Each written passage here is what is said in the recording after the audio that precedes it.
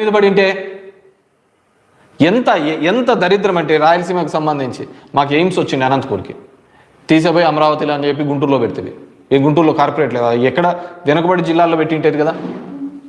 ఈరోజు హైకోర్టు వచ్చిండే కర్నూలులో, తీసపోతుంది. బ్యాంకింగ్ సెక్టార్స్, రీజనల్ బ్యాంక్స్ అన్నీ ఉంటే, కెనరా బ్యాంకు ఇవన్నీ ఉంటే కడప నుంచి తీసేస్తుంది, లా యూనివర్సిటీ తీసేస్తుంది, హైకోర్టు తీసేస్తుంది. ఈరోజు వచ్చే డ్రింకింగ్ వాటర్ని తాగే నీళ్ళకు ఇబ్బంది పెడుతుంది. ఇక్కడ చూస్తావా మా హంద్రీ కాలంలో లైనింగ్ చేస్తుంది. పోయి చూడుబా పక్కన బోర్లన్నీ ఎట్లా ఎత్తిపోయినాయో.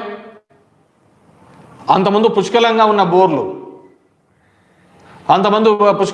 బోర్లు, ఈరోజు బోర్లలో నీళ్ళు లేని పరిస్థితి. లైనింగ్ చేయించినారంతా, కుప్పం తీసుకోవాలంట అని మొత్తం లైనింగ్ చేయించినారు. ఏంటిది? ఎక్కడికి పోతున్నాం? మనం మాట్లాడాల్సిన అవసరం లే. తెలుగుదేశం పార్టీకి ఒకటే, ఆవకాయ అమరావతి, ఇది తప్ప వేరేది పట్టటంలే. ఎవడైనా మాట్లాడిచ్చేది, చెప్పేది, పాడు పరదేశీ ఏందిలే. సాయంత్రం అయితేనే 100 రూపాయలు క్వాలిటీ మందు దొరికిందా లేదా, అది దొరికితే చాలు.